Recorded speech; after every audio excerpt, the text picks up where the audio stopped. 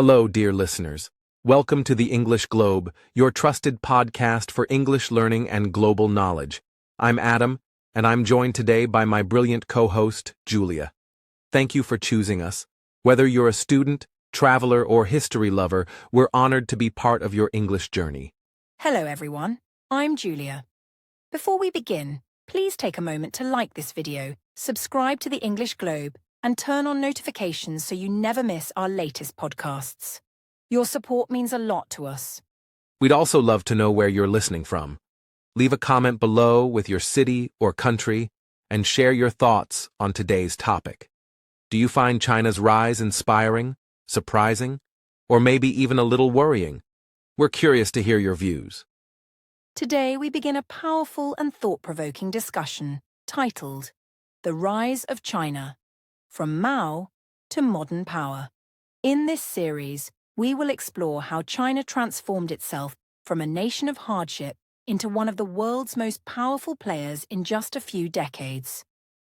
This transformation is one of the greatest economic and political shifts of modern history. In 1949, China was poor, broken, and facing enormous challenges. But now, it is a leading force in technology, trade, military development, and international influence. The story begins with Mao Zedong, the revolutionary leader who declared the founding of the People's Republic of China. We will follow the timeline from Mao's era through the reforms of Deng Xiaoping and into the leadership of Xi Jinping today.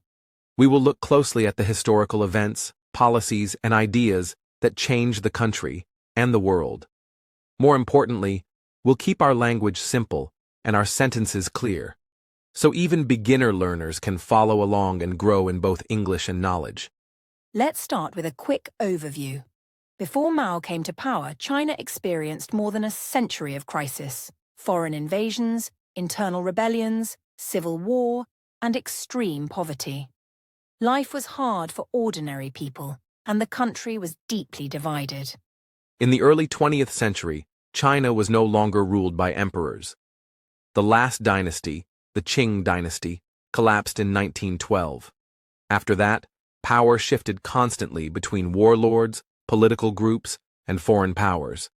It was a period of instability and suffering. Japan invaded parts of China in the 1930s and during World War II, causing massive destruction and millions of deaths. At the same time, China's two main political forces, the nationalists and the communists, were locked in a brutal civil war. Amid all this, many people were desperate for change. They were tired of weak governments and constant fighting. They wanted a strong leader who could rebuild the nation and give them hope for a better future. That is when Mao Zedong rose to national attention. Mao was the leader of the Chinese Communist Party. He believed that socialism and revolutionary struggle could unite the country. His ideas attracted millions of poor farmers and workers who were looking for land, justice, and opportunity.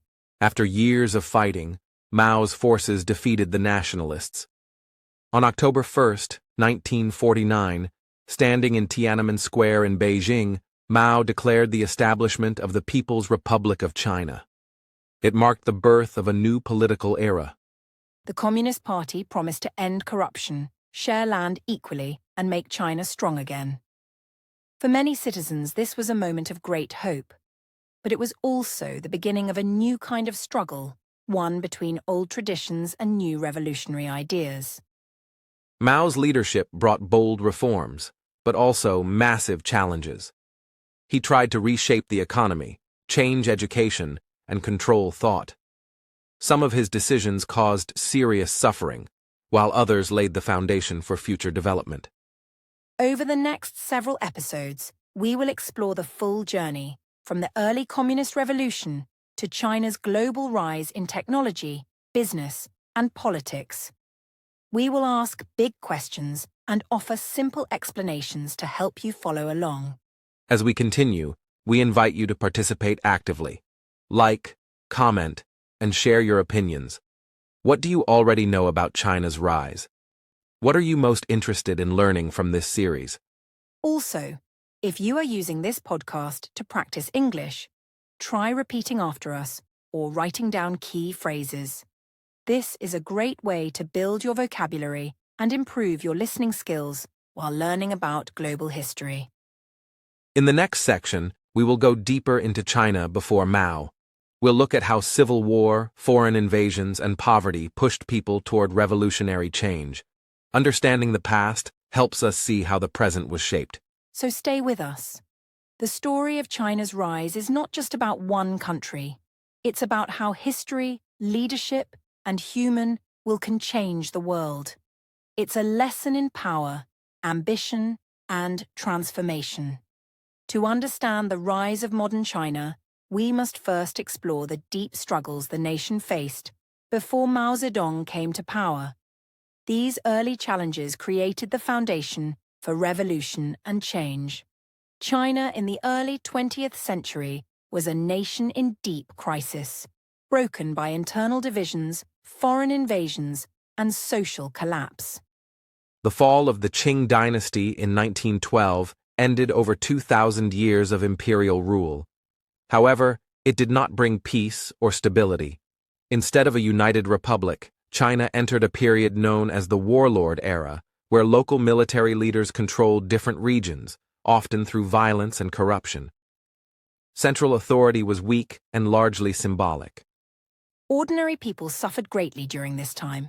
Farmers had no protection. Cities were divided by rival powers. There were frequent battles, changing laws, and shifting governments. People were hungry, confused, and unsure of the future. The promise of the 1911 revolution had failed to bring national unity or prosperity. China's weaknesses made it an easy target for foreign powers. Countries like Britain, France, Japan, and Germany had already carved out spheres of influence in China during the 19th century. They controlled ports, railways, and resources, often with unfair treaties that humiliated the Chinese government. This deepened the national crisis. In 1919, the May 4th movement emerged. It was a cultural and political protest led by students and intellectuals. They demanded an end to foreign domination and called for modernization, science, and education. This movement sparked new political ideas, including the spread of Marxism among young revolutionaries. During this time, two major political forces began to grow: the Nationalist Party, Kuomintang or KMT, led by Sun Yat-sen and later Chiang Kai-shek, and the Chinese Communist Party, CCP, formed in 1921. Though both claimed to fight for China's future, their visions were completely different. Conflict was almost inevitable. In the 1920s, the KMT and CCP briefly worked together to fight the warlords and reunify China. However, this alliance broke apart in 1927 when Chiang Kai-shek launched a violent purge of communists in what became known as the Shanghai Massacre. This led to a long and bloody civil war between the two parties. The communists, under Mao Zedong, retreated to rural areas. They began to build support among poor peasants by promising land reform and social justice. Mao believed the revolution had to come from the countryside, not the cities. His ideas slowly gained strength during the 1930s and 1940s, especially in isolated villages. Meanwhile, China faced another great crisis: invasion by Japan. In 1931, Japan occupied Manchuria, a rich region in the northeast. In 1937, a full-scale war began with the Marco Polo Bridge incident, marking the start of the Second Sino-Japanese War. Japan's army committed brutal atrocities, including the Nanjing Massacre. Japanese forces killed hundreds of thousands of civilians. Cities were destroyed, millions were displaced. Despite their political differences, the communists and nationalists again joined forces temporarily to fight the common enemy. This uneasy alliance lasted through World War II, but deep mistrust remained between them. The war against Japan severely weakened the KMT. Its leadership was criticized for corruption, poor planning, and lack of support for ordinary citizens. Meanwhile, the CCP grew stronger by organizing local militias, redistributing land, and building connections with the rural population. their influence expanded quickly. When Japan surrendered in 1945, World War II ended, but the Chinese Civil War resumed almost immediately. Both the KMT and the CCP wanted full control of the country. Foreign powers like the United States supported the KMT with weapons and money, hoping to stop communism. But the momentum was clearly shifting toward Mao's forces. The Communists launched a successful military campaign known as the Huaihai Campaign, which delivered a decisive blow to the nationalists. By 1949, the KMT had lost control of most of China and fled to the island of Taiwan, where they established a separate government that still exists today. Back on the mainland, the communists prepared to build a new nation. The people were tired of war, and Mao promised them peace, equality, and progress. The Red Army had earned respect by treating people fairly and addressing local problems. This support gave the CCP a strong base to rule. On October 1st, 1949, standing atop Tiananmen Gate in Beijing, Mao Zedong declared, "The Chinese people have stood up." The People's Republic of China was born.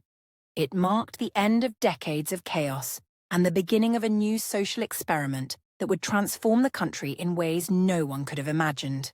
The communist victory was not just a military success. It was the result of years of organizing, education, and connecting with the working class. Mao's ideas were shaped by Marxism, but he adapted them to fit China's realities, especially the importance of peasants in a mostly rural society. It's important to remember that while many welcomed this new leadership, others were afraid or unsure. Some feared the loss of freedom, others worried about religious or cultural repression. But for most citizens, the hope of ending hunger, war, and injustice was powerful enough to embrace the new government. The victory also changed global politics. China became the world's largest communist country, alongside the Soviet Union. This frightened the West, especially during the Cold War, and shifted the balance of power in Asia. China was no longer weak or divided. It was ready to chart its own course.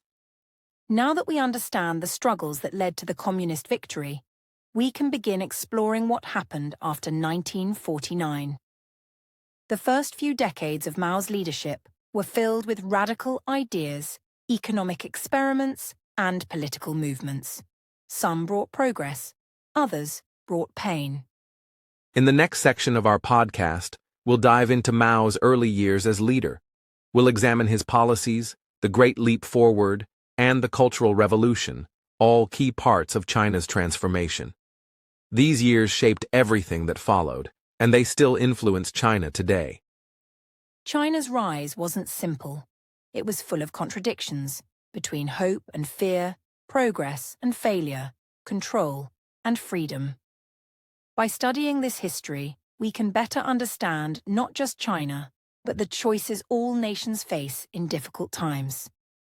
So stay with us as we continue this journey through China's incredible rise, from revolution to modern superpower. We'll be back soon with Section 3, Mao Zedong's Era, Founding the People's Republic, 1949 to 1976. On October 1st, 1949, Mao Zedong stood on the gate of Tiananmen Square and declared the birth of a new nation, the People's Republic of China. After years of civil war and foreign invasion, this moment symbolized a fresh start for a country long torn by chaos. Mao promised to unite China, eliminate inequality, and build a powerful modern socialist state. Mao Zedong became the chairman of both the Chinese Communist Party, CCP, and the new government. Under his leadership, the CCP quickly established a single-party system. There were no national elections, no competing political groups, and very limited freedom of speech. The party controlled everything: the media, the courts, the military, and education. One of Mao's first priorities was land reform. Millions of acres of farmland were taken from wealthy landlords and redistributed to poor peasants. In some areas, these landlords were publicly tried and punished. While the land reform reduced poverty in the countryside, it also created a violent and divisive environment in many villages. Between 1950 and 1953, Mao launched what was called the Campaign to Suppress Counter-Revolutionaries. Thousands of people were accused of being enemies of the revolution. Former officials, religious leaders, and intellectuals. Many were imprisoned, and some were executed. These purges aimed to remove all opposition to the Communist Party. Mao then turned to rebuilding the economy. The government introduced a 5-year plan in 1953, modeled after the Soviet Union. Heavy industry, such as steel and coal, became the focus. Private businesses were shut down or absorbed by the state. While this created rapid growth in some areas, it also caused shortages in daily goods and food. In 1956, Mao felt confident about his success. He encouraged open criticism through a policy called "Let 100 flowers bloom, let 100 schools of thought contend." Intellectuals were invited to speak freely. But when people criticized the party too harshly, Mao quickly reversed the policy and launched the anti-rightist campaign in 1957. That campaign labeled over 500,000 people as rightists. Many were fired, imprisoned, or sent to labor camps. Fear spread throughout universities, newspapers, and workplaces. People learned to stay silent or follow orders. Freedom of thought and speech disappeared again. The system became more controlled and more dangerous. In 1958, Mao introduced one of his most ambitious and disastrous policies, the Great Leap Forward. He believed China could quickly become an industrial superpower. Villagers were told to build backyard furnaces to make steel. People left farms to work in the small factories. Agriculture was reorganized into huge communal farms. At first, officials reported impressive progress. But in reality, the steel made was poor quality, and food production dropped dramatically. Local leaders, afraid to disappoint the central government, gave false numbers. Crops failed. Millions went hungry. Between 1959 and 1961, a great famine swept across the country. It's estimated that between 20 to 45 million people died during the Great Leap Forward, making it one of the worst man-made disasters in history. Families were torn apart. Villages were abandoned. The government denied the scale of the crisis for years. Mao stepped back from direct control, but remained a central figure. Mao's influence weakened for a short time. Moderates in the party, such as Liu Shaoqi and Deng Xiaoping, began to repair the economy by allowing private farming and small markets. Living conditions slowly improved. But Mao feared that China was moving away from socialism and returning to capitalism. In 1966, Mao launched another radical movement called the Cultural Revolution. He claimed that the party, schools, and society were full of hidden enemies who wanted to destroy the revolution. He called on the youth to rise up and defend true communist values. This began a decade of political and social chaos. Young people formed groups called Red Guards. They wore red armbands, waved Mao's Little Red Book, and attacked anyone accused of being anti-revolutionary. Teachers, scientists, artists, and even high-ranking officials were humiliated, beaten, or imprisoned. Historical temples, books, and artworks were destroyed. Universities closed. Millions of students and professionals were sent to the countryside to learn from the peasants. Families were broken. Trust between neighbors disappeared. Loyalty to Mao became the only safe position. Fear and suspicion ruled daily life. Even longtime communists were not safe from attack. During the Cultural Revolution, power struggles inside the Communist Party grew intense. Mao relied on a radical group, including his wife Jiang Qing, known as the Gang of Four, to carry out the movement. Meanwhile, practical leaders like Deng Xiaoping were purged and sent away for re-education. By the early 1970s, the chaos of the Cultural Revolution began to calm. Mao's health declined, and the Chinese people were exhausted. Some schools reopened. Industry resumed. International relations also began to shift. In 1972, US President Richard Nixon visited China, opening the door to a new era of diplomacy. This historic visit marked China's slow return to the global stage. After decades of isolation, China began to communicate with the West, but domestically, Mao's grip remained tight until his death. On September 9, 1976, Mao Zedong died at the age of 82. His death marked the end of an era. The reaction to Mao's death was mixed. Many mourned him deeply. Others felt relief and hoped for change. Mao had united the country and created a strong central government. But his policies had also led to millions of deaths and years of suffering. His legacy remains complex and controversial. Soon after Mao's death, the Gang of Four was arrested. This marked the beginning of a new phase in Chinese history. The country was ready for reform, recovery, and a different kind of leadership. The man who would lead China into this next chapter was Deng Xiaoping, a survivor of the Cultural Revolution and a champion of economic change. In the next section of our podcast, we'll explore Deng Xiaoping's rise and the transformation he brought to China. He shifted the country from strict socialism toward a new mix of market economy and central control. This was the start of China's journey to global economic power. The Mao era was full of ideals and mistakes, progress and pain. It laid the foundation for what came next. By understanding Mao's vision and its consequences, we can better grasp why China made the choices it did after 1976. One of the most critical moments in modern Chinese history came in 1976 with the death of Chairman Mao Zedong. His passing marked not just the end of an era, but the beginning of a complex transition. China had suffered under the chaos of the Cultural Revolution, and the nation was weary. The question facing the leadership was clear. How should China move forward? Stay with Mao's revolutionary model or shift toward something new? The answer came soon after, Adam. Deng Xiaoping, although once purged by Mao, returned to power with a pragmatic and transformative vision. He believed that China could not prosper through ideology alone. One of his most famous sayings was, "It doesn't matter whether a cat is black or white, as long as it catches mice." That phrase reflected his flexible attitude toward policy and governance. What mattered was effectiveness, not dogma.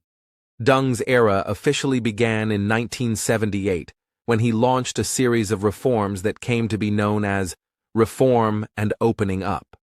He maintained one-party rule, but radically changed the economy. China began moving from a rigid state-controlled system to a hybrid model, a market economy under socialist political control. It was an unprecedented shift in a communist state, and one that would soon show remarkable results. That's right. A cornerstone of Deng's reforms was the introduction of special economic zones, or SEZs. These were specific areas, like Shenzhen, where foreign companies could invest, and local businesses had more freedom. In just a few years, Shenzhen transformed from a small fishing village into a booming metropolis. These SEZs served as testing grounds for capitalism, and their success became a model for nationwide development. Alongside the SEZs, rural areas were also changing. The household responsibility system allowed farmers to sell excess crops after meeting state quotas. This boosted productivity, raised incomes, and reduced poverty. It gave millions of rural Chinese a taste of market incentives, helping them lift themselves out of hardship and increasing agricultural output significantly in just a few years. These reforms didn't happen without resistance. Within the Communist Party, there were hardliners who feared that economic liberalization might lead to political instability or even the collapse of the regime. But Deng carefully balanced reform with control. He kept tight grip on politics while allowing flexibility in economics. His strategy became known as crossing the river by feeling the stones, move step by step, test each policy, and adjust as needed. That metaphor perfectly describes China's cautious but steady transformation. By the mid-1980s, economic growth was picking up, and foreign companies were taking serious interest in China's vast market.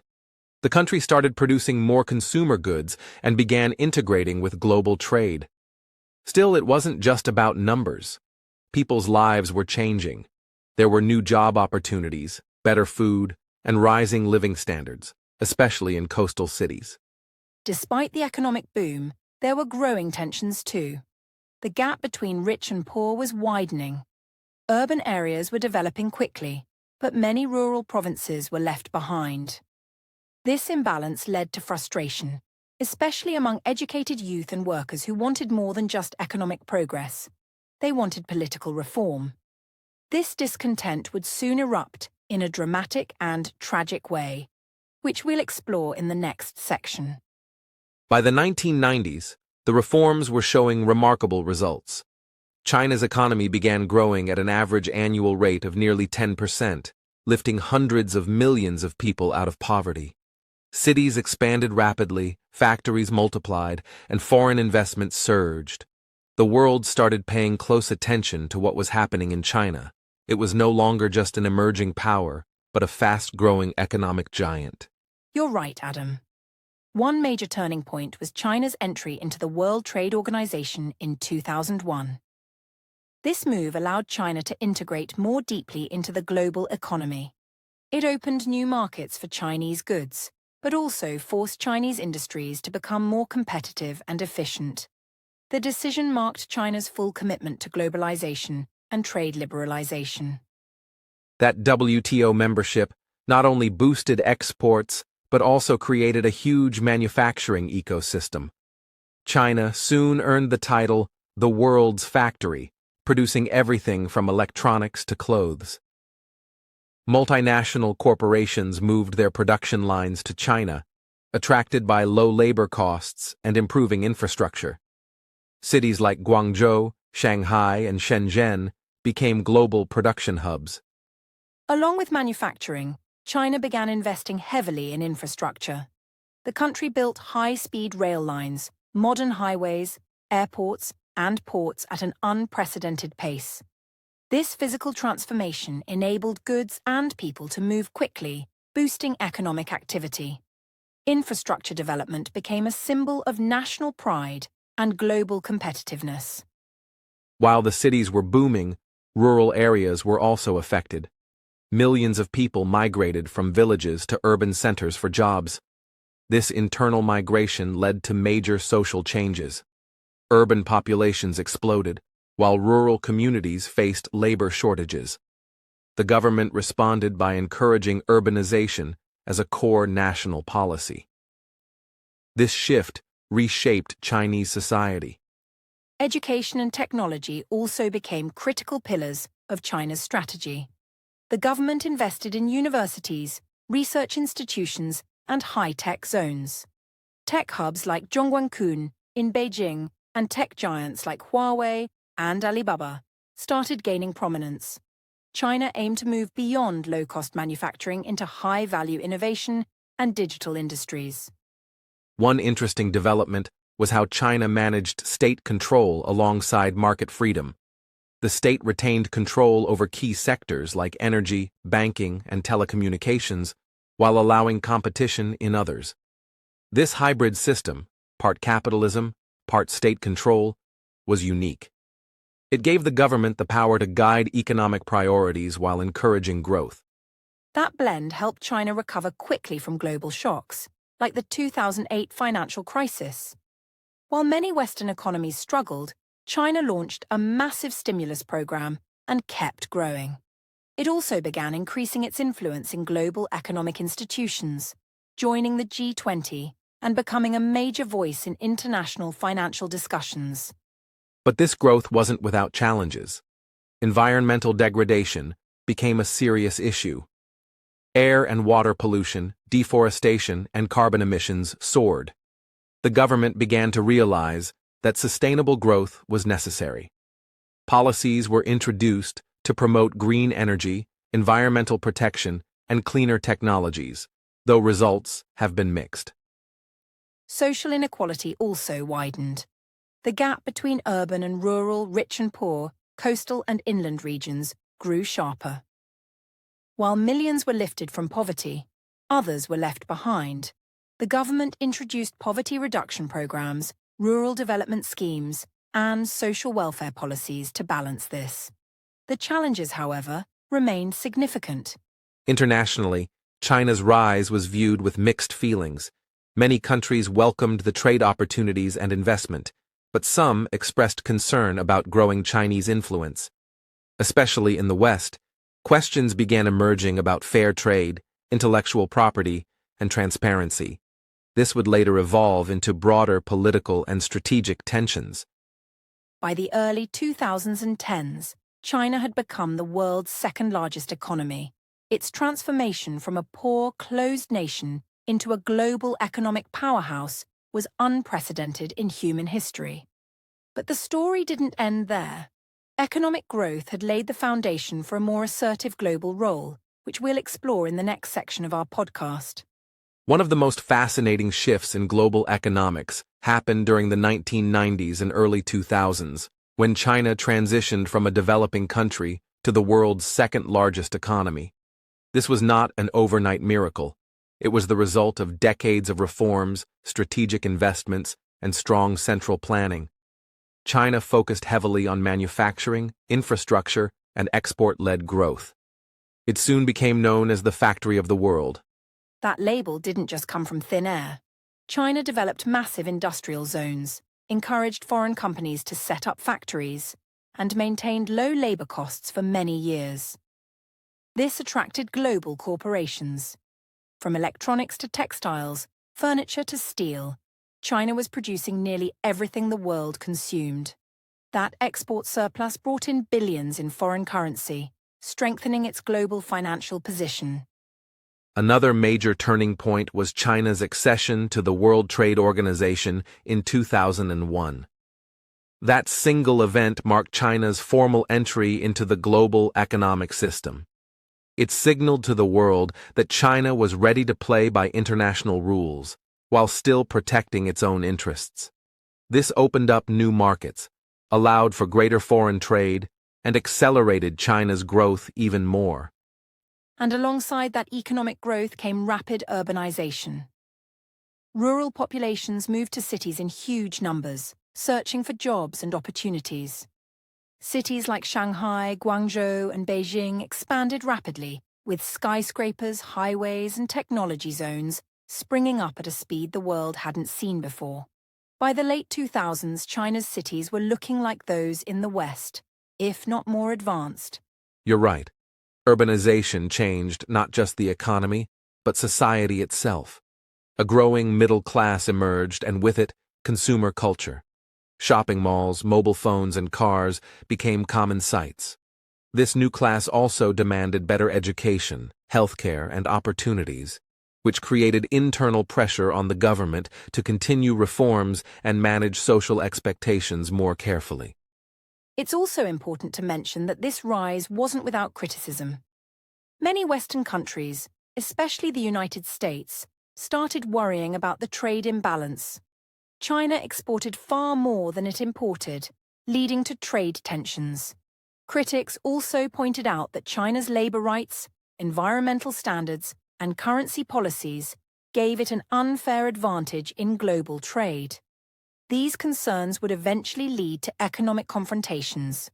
One more significant point is how China used its massive earnings to invest not only domestically, but also abroad.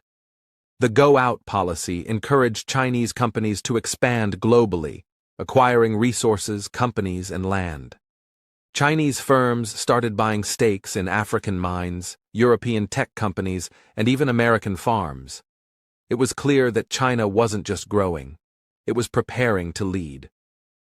That outward movement laid the groundwork for even bigger projects like the Belt and Road Initiative, which we'll discuss in a future section. But already by 2010, the world had taken notice.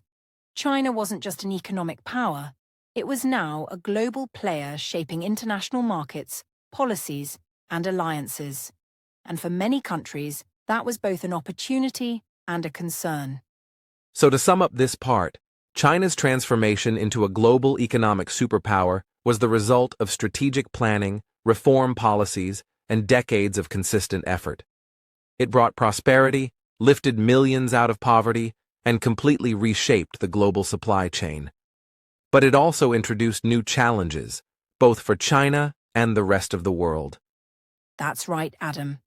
And as China's economic influence grew, so did its ambitions in diplomacy, military, and global governance. In the next section, we'll talk about how China moved beyond economics and began asserting its political power on the world stage. As China's economic power grew, its political influence expanded rapidly as well. The 21st century has seen China assert itself more confidently on the global stage. No longer content to be a distant player, China began shaping international politics through diplomacy, investments, and strategic partnerships. Its growing presence challenges the long-standing dominance of Western powers, especially the United States. Indeed, Adam. A key element of China's diplomatic strategy has been soft power, promoting Chinese culture, language, and values worldwide. The government established Confucius Institutes across dozens of countries, aiming to teach Chinese language and culture. This cultural diplomacy is part of a broader effort to improve China's image and build friendly relations beyond economic ties. China also uses large-scale infrastructure projects to strengthen diplomatic ties, especially with developing countries. The most ambitious is the Belt and Road Initiative, BRI, launched in 2013. This global infrastructure plan connects Asia, Europe, and Africa through roads, railways, ports, and pipelines. It aims to facilitate trade and increase China's economic and strategic influence. The BRI has been welcomed by many nations eager for investment, but has also raised concerns. Some critics accuse China of debt diplomacy, where countries borrow heavily and risk losing control of critical assets if they cannot repay loans. Others worry about the environmental and social impacts of large infrastructure projects. Nevertheless, the initiative remains central to China's global ambitions. Militarily, China has also expanded its capabilities significantly. It has modernized its armed forces, invested heavily in advanced technology like stealth fighters, aircraft carriers, and missile systems, and increased its presence in contested areas such as the South China Sea. These actions have heightened tensions with neighboring countries and global powers. The South China Sea dispute is particularly complex. China claims almost the entire area, which overlaps with claims from several Southeast Asian countries. The region is a vital shipping route and believed to hold large energy resources. China's construction of artificial islands and military installations there has led to international criticism and legal disputes. Beyond regional issues, China has taken an active role in international organizations. It is a permanent member of the United Nations Security Council and participates in bodies like the World Trade Organization and the G20. China often advocates for a multipolar world order, where no single country dominates global decision-making. Another diplomatic focus has been on Africa and Latin America, where China has built strong economic and political ties through trade, investment, and aid. This presence is reshaping traditional alliances and giving China influence in regions historically aligned with Western powers. These moves signal China's intent to be a truly global power. However, China's rise also creates challenges. Some countries see its expanding influence as a threat to their sovereignty or interests, leading to a mix of cooperation and competition. The United States, India, Japan, and Australia have strengthened their own regional partnerships, partly in response to China's assertiveness. In response, China promotes the idea of win-win cooperation and peaceful development, emphasizing respect for sovereignty and non-interference. Still, the balance between cooperation and rivalry defines much of today's international relations with China. How this dynamic evolves will deeply affect global politics in the years to come. In summary, China's political and diplomatic rise complements its economic growth, making it a central actor on the world stage. Its ambitions challenge the existing global order and require careful navigation by all countries. Understanding this new reality is crucial for anyone interested in international affairs. Next, we will explore China's military modernization in more detail, examining how its defense strategy supports its global aspirations and what that means for regional security. Stay with us as we continue to unpack the fascinating story of China's transformation. China's military transformation has been one of the most significant developments of the 21st century. From a largely outdated force during Mao's time, the People's Liberation Army, PLA, has evolved into a modern, technologically advanced military. Beijing has invested billions in new weapons, cyber warfare, space capabilities, and training, aiming to defend its interests at home and abroad. The modernization includes expanding naval power, which is especially important given China's strategic goals in the Asia-Pacific. The PLA Navy now operates aircraft carriers, advanced submarines, and missile destroyers. This shift enables China to project power far beyond its coastline and protect vital trade routes, including those passing through the contested South China Sea. Speaking of the South China Sea, this region remains a hotspot for security concerns. China claims almost all the sea under its 9-dash line, which overlaps with claims from Vietnam, the Philippines, Malaysia, and others. The construction of artificial islands with military installations has increased tensions, leading to diplomatic disputes and freedom of navigation operations by the U.S. Navy. China also focuses heavily on missile technology and air defense. Its development of anti-ship ballistic missiles and advanced fighter jets like the J-20 stealth fighter is designed to deter foreign intervention near its borders. Meanwhile, cyber capabilities and space assets give China tools for intelligence gathering and potential conflict in new domains. Regionally, China's military posture is coupled with strategic diplomacy. It seeks to avoid direct conflicts, but emphasizes deterrence and influence. The country's growing defense budget is the second largest in the world, reflecting its desire to secure its territorial claims and support global ambitions, including peacekeeping operations abroad. The PLA's modernization also includes reforms to improve command structure, joint operations, and rapid deployment. China is investing in elite special forces and advanced logistics to respond quickly to crises. These changes represent a move from a large infantry-heavy army to a more flexible and technology-driven force. While China emphasizes peaceful rise, its military growth has triggered concern among neighboring countries and the U.S. alliances such as the Quad, comprising the U.S., Japan, India, and Australia, aim to balance China's influence and ensure regional stability. The risk of miscalculation or escalation remains a serious challenge. Beyond Asia, China is also expanding its overseas military presence, including establishing its first overseas naval base in Djibouti. This marks a new phase where China supports its economic interests and protects shipping lanes critical to its energy and trade flows. Such developments signal China's transition from a regional to a global military actor. It's clear that China's military modernization is deeply tied to its broader geopolitical goals. The ability to protect economic interests, project power, and secure borders is crucial for sustaining its rise. How China manages this balance will shape the future of regional security and global power dynamics.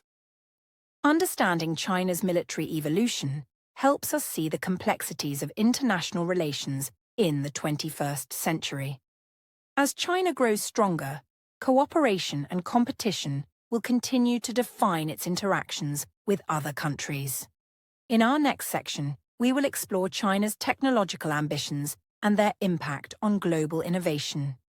In recent years, China's focus on technological advancement has become a central pillar of its national strategy.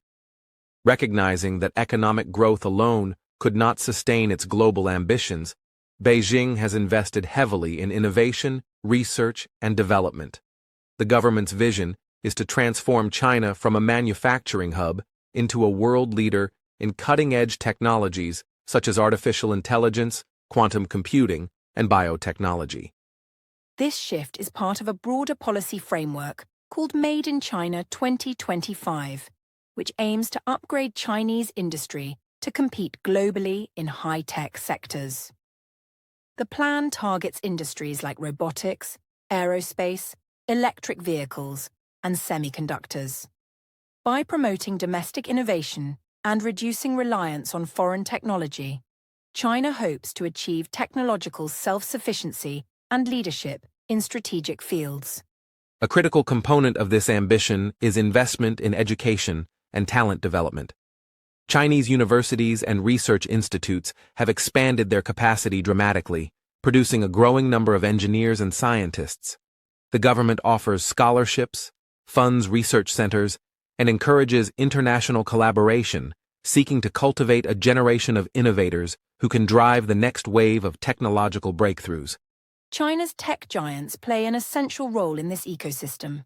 Companies like Huawei, Tencent, Alibaba, and ByteDance have become global players.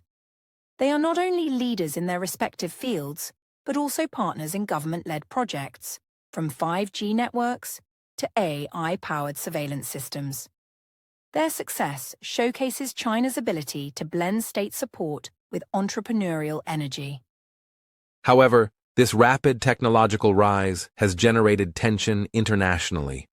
Western countries, particularly the United States, have raised concerns about intellectual property rights, cyber espionage, and unfair trade practices. These issues have resulted in trade disputes, sanctions, and restrictions on Chinese companies' access to global markets, complicating China's path forward. To address these challenges, China has doubled down on research and development within its borders. Massive funding goes into next-generation technologies such as quantum computing, high-speed rail, renewable energy, and space exploration. The government's goal is clear: to leapfrog existing technologies and lead global innovation, even amid external pressures. China has also made significant strides in digital infrastructure and consumer technology. Mobile payment systems like Alipay and WeChat Pay have revolutionized daily life for hundreds of millions, creating one of the most cashless societies in the world. Smart cities, facial recognition, and big data applications demonstrate how technology is integrated deeply into China's social and economic fabric. Space technology is another area where China is making headlines. The country has successfully landed rovers on the Moon, sent spacecraft to Mars, and is building its own space station. These achievements serve as symbols of national pride and technological capability, reinforcing China's status as a major player in space exploration, alongside the US and Russia. Despite these impressive advances, China faces several challenges. Domestic innovation must overcome bureaucratic hurdles, inefficiencies, and the need for greater intellectual freedom. Balancing state control with creativity remains a delicate task. Moreover, China must navigate an increasingly complex global environment shaped by technological competition and geopolitical rivalry. Nevertheless, China's technological ambitions continue to accelerate. Its ability to innovate, adapt, and invest strategically is reshaping industries worldwide. As the country pushes forward, the impact will extend beyond economics and military power. Technology will influence culture, society, and international relations in profound ways. Understanding China's technological rise helps us appreciate the complexity of its transformation. It is not just about economic growth, but about building a new foundation for influence and leadership in the 21st century. The balance between cooperation and competition in this arena will be a defining feature of global affairs in the coming decades. As we continue this journey into the rise of China, there's one more area we must explore: China's cultural soft power and how it shapes the global perception of the country. In addition to its military, economic, and political influence, China is increasingly investing in the global spread of its culture, values, and traditions. This phenomenon is known as soft power, a term coined by American political scientist Joseph Nye to describe a country's ability to attract and co-opt rather than coerce. That's right, Adam. While China once focused almost entirely on internal development and self-sufficiency, today it is actively crafting its global image through media, education, film, literature, language promotion, and even diplomacy. From Confucius Institutes to mega-budget Chinese films, and from traditional festivals celebrated abroad to TikTok's global presence through its Chinese parent company ByteDance, China's soft power efforts have become a critical part of its foreign policy and international engagement. Let's start by looking at the Confucius Institutes. These are Chinese language and cultural centers established in universities around the world, backed by the Chinese government. Their stated goal is to promote Chinese language learning and cultural exchange.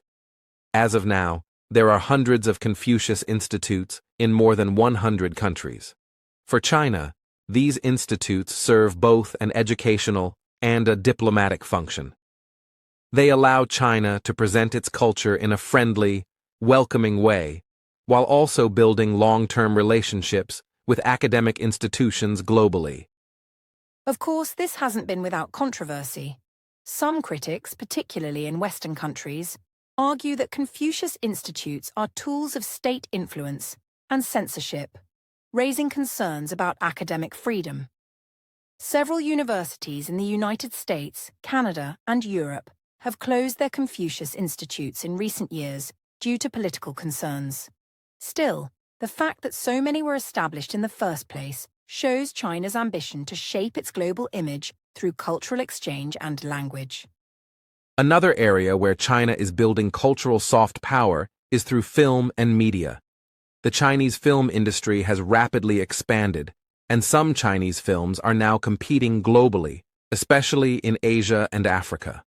Movies like The Wandering Earth and Wolf Warrior 2 are examples of Chinese cinema that promote Chinese values, national pride, and futuristic vision.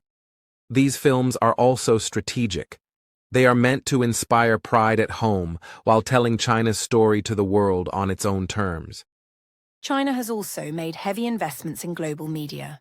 For example, China Global Television Network, or CGTN, is China's international media organization. It broadcasts news in multiple languages and aims to provide a Chinese perspective on world events. Beijing has increased funding for CGTN and other state media with the goal of countering what it sees as Western media bias. Through English-language newspapers, radio stations, and news platforms, China is trying to influence international narratives and present its own side of the story. Let's not forget the role of Chinese tech platforms like TikTok, which, though it operates separately from its Chinese version Douyin, is still owned by a Chinese company and is subject to China's laws. TikTok has become a global cultural force, especially among younger audiences. While not overtly political, the success of TikTok demonstrates China's capacity to export digital culture and technology.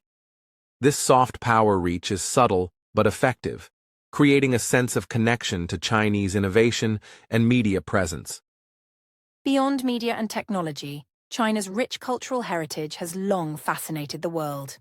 Traditional Chinese medicine, calligraphy, martial arts, cuisine, and festivals like Chinese New Year are now celebrated globally. China's tourist cities like Beijing, Shanghai, and Xi'an attract millions of visitors every year, many of whom leave with a deeper appreciation for Chinese history and culture. The Belt and Road Initiative has even included cultural exchange programs as part of its infrastructure deals, blending economics with people-to-people diplomacy. Yes, and Chinese literature and philosophy, from Confucius and Laozi to modern writers like Mo Yan, have gained international audiences. Chinese books are being translated into more languages, and Chinese publishers are participating in global book fairs. While the government certainly supports this as a soft power strategy, many of these cultural products have their own intrinsic appeal and have earned respect on their own merit. But there's a dual nature to China's soft power. While some admire its ancient culture and economic achievements, others are cautious or even skeptical of its intentions. Issues like internet censorship, human rights concerns, political repression in regions like Xinjiang, and restrictions on press freedom have made it difficult for China to fully win hearts and minds abroad.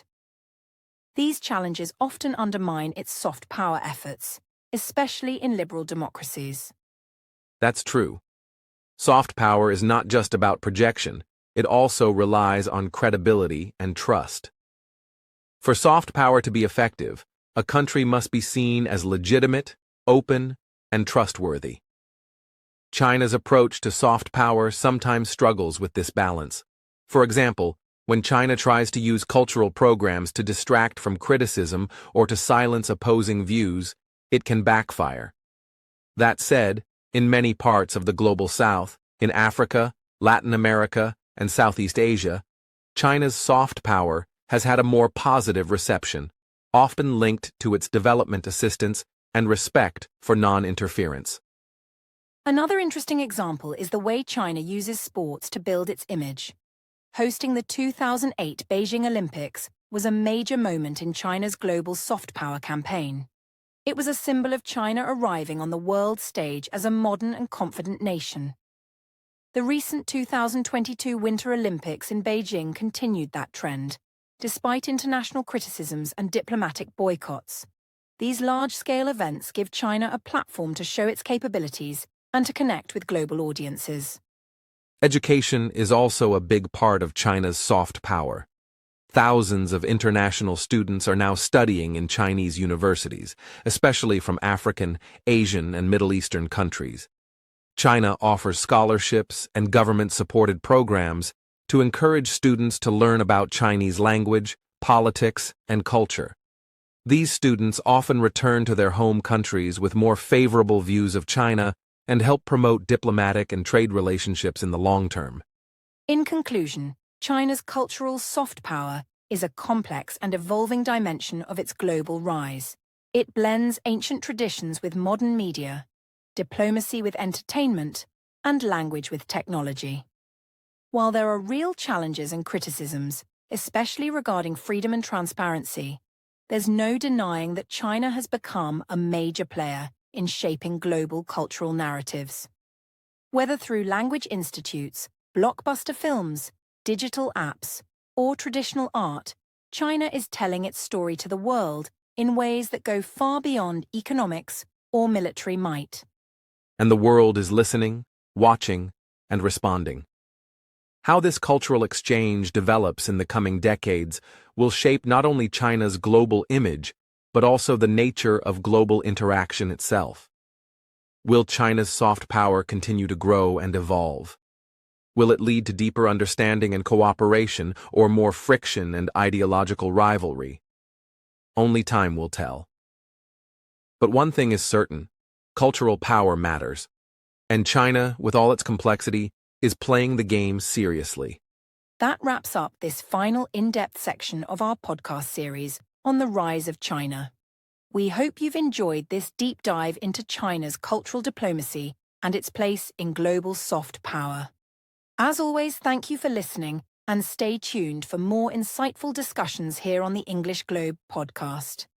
As we reach the end of our journey through China's remarkable transformation, it's clear that the story of the People's Republic is one of resilience, ambition, and complexity. From the revolutionary upheavals under Mao Zedong to the sweeping economic reforms of Deng Xiaoping, and from rapid industrialization to technological innovation, China has undergone profound change in just a few decades. Indeed, Adam. The country's rise has lifted hundreds of millions from poverty and turned China into a global powerhouse. Yet, this progress has come with significant challenges: social inequality, environmental strain, political tensions, and complex international relations.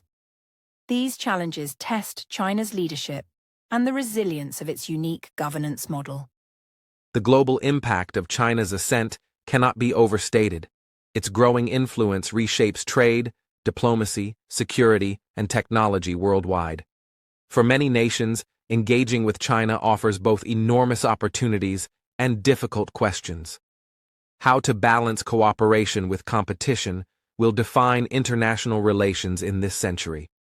Looking ahead, China faces important decisions.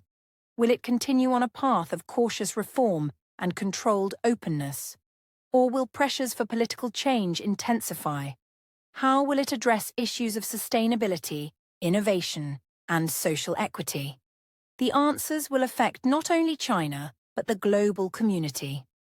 What remains undeniable is China's determination to shape its own destiny. Its leaders emphasize sovereignty, development, and national pride. As the world watches, China is positioning itself as a key architect of the 21st century global order, a status built on decades of strategic vision and bold transformation.